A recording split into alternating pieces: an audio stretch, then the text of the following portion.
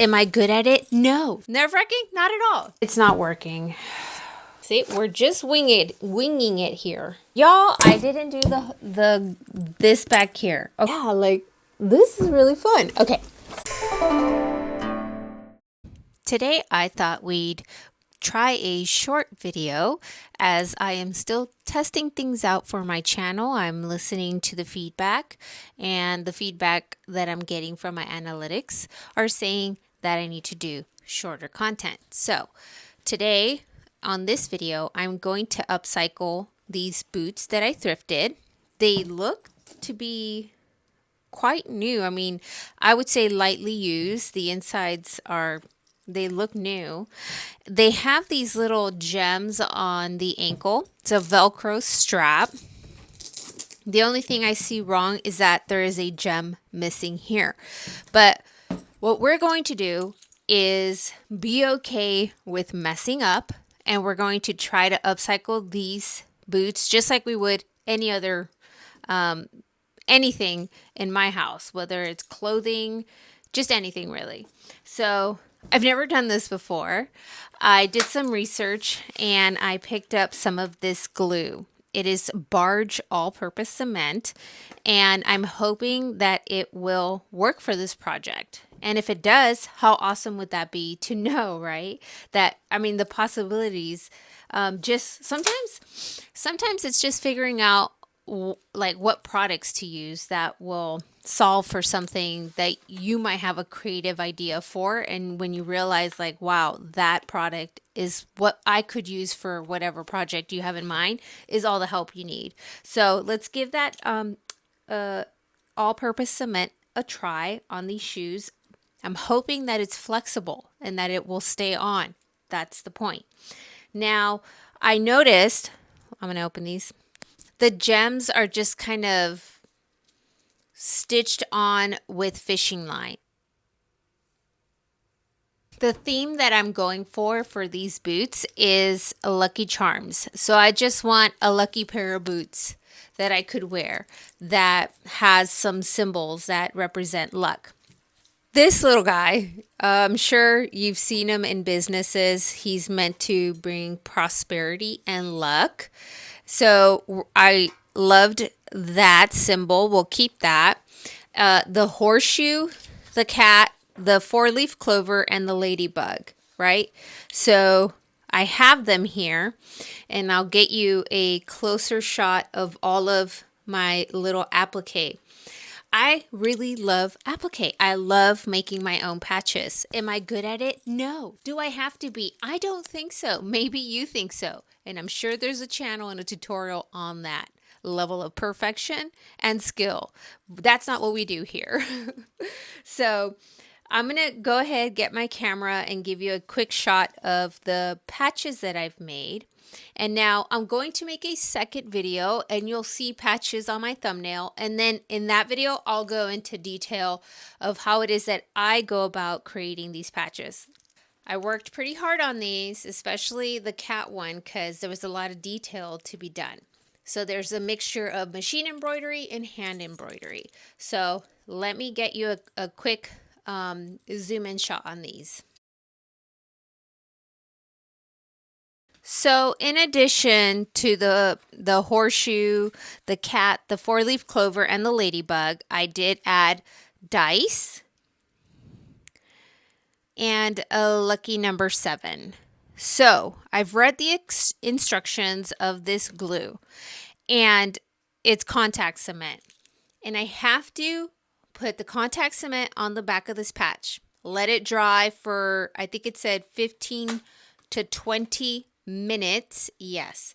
Now I also have to put the contact cement on the surface that I'm applying it on, and that needs to dry for 15-20 minutes. Okay, so I'm going to use a disappearing ink pen meant for, fabric marking. It's water soluble, to trace the patch so that I know exactly where to put the contact cement.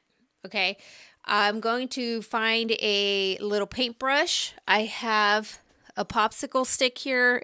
but I just don't think I'm going to be that precise with it. I didn't know that I had to do both the patch and the boot.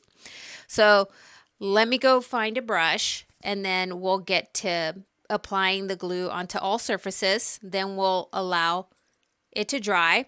I'll come back and put it on. And I think you only get one shot at this, like on the placement of it, one, because it's quite permanent. So nerve-wracking? Not at all. No, we're allowing all the mistakes we want here, okay? So once I find my brush, I'll come back and do that.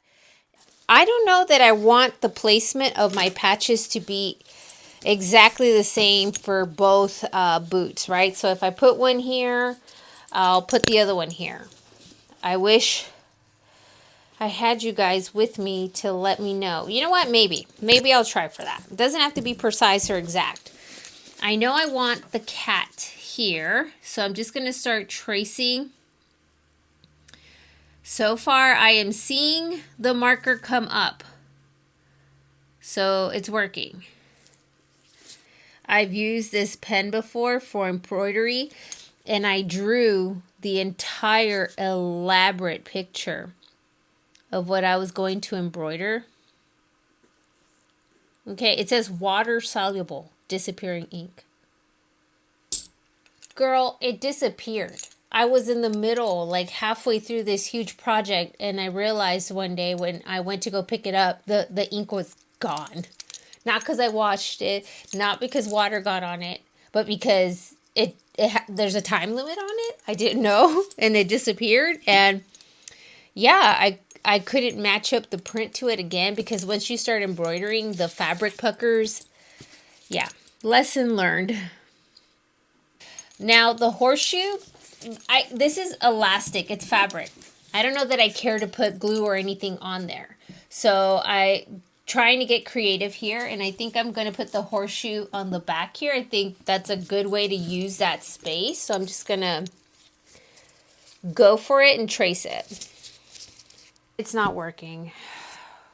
It worked for this outline, but you see it's just not coming up, and it's too precise of a patch to get it wrong. So I'm going to use, I honestly don't know if I should use a pencil or a more permanent marker.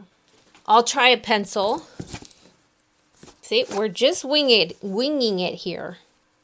It's good enough, but I'm very tempted to use a marker. You get the idea. I'm just going to go ahead and trace all of my patches on, and then I will be back and we'll apply the glue. See how that goes on. So yeah, let me get all this drawn on, and then I'll come back. Okay, I'm going to try to do one boot first. See how that goes.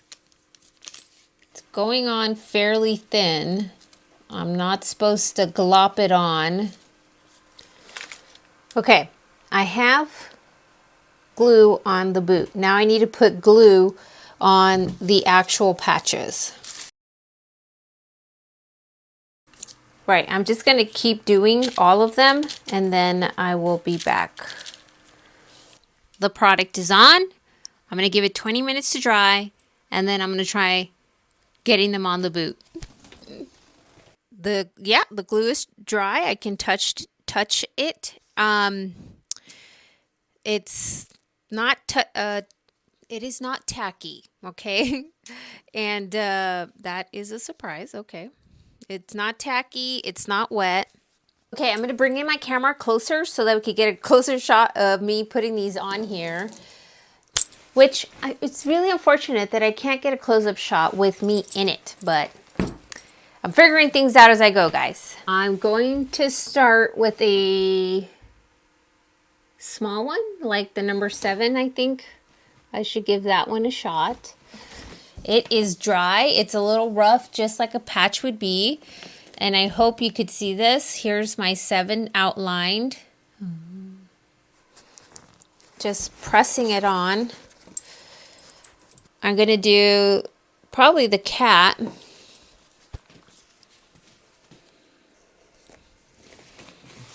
Okay, now I'm going to press it on. Even this is not tacky. It's like dry. I mean, you feel that there's stuff there, but it's not tacky.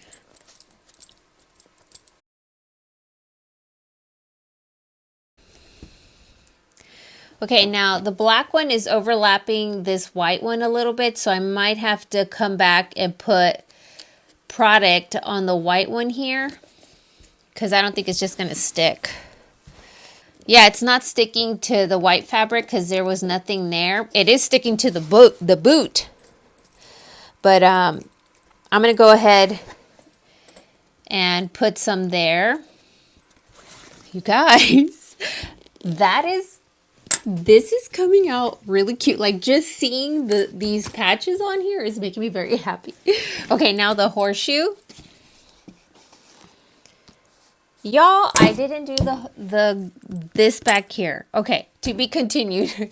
Let me trace the patches onto this boot, get the glue on back here, and then I'll be back and show you how it is that I apply the horseshoe to the back, because I completely forgot to put glue back here. But I am very happy with how it's coming out. I mean, it's not perfect, but it's super sweet and cool. I mean, if you're not like too much of a perfectionist or precious about things, like this is a really fun way to make some boots that maybe you use when you're doing art, you know, or when you're painting. Yeah, like this is really fun. Okay, the glue is dry. I've put a little bit here. So the dice can overlap. I'm going to press that first. Now the horseshoe for back of the boot.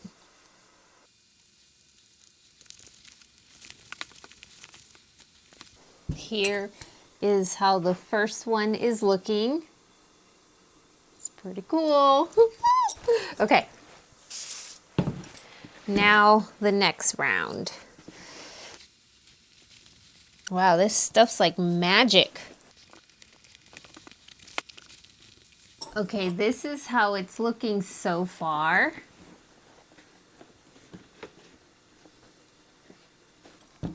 I am so happy with how this is turning out. It's so cool. I think I still have more space to work with that I would like to see. I don't know, maybe a couple other little patches. But now I'm just going to go ahead and cut off the fishing line that is holding these little rhinestones on here, and see what I could do instead of having that. I decided to trace the straps onto a piece of paper. That way I know the exact width. I'm going to try and glue on some letters onto the straps. So I went ahead and traced them onto the straps, added the glue, and pressed them on.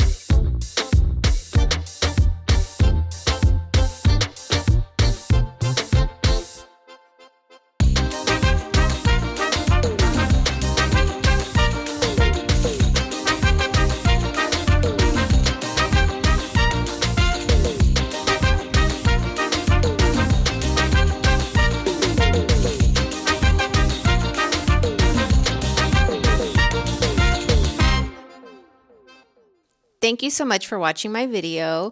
I hope you enjoyed it. I just added a couple of things off camera. I showed you some glimpses of the lettering that I decided to use on the straps, which just spells Lucky Charm.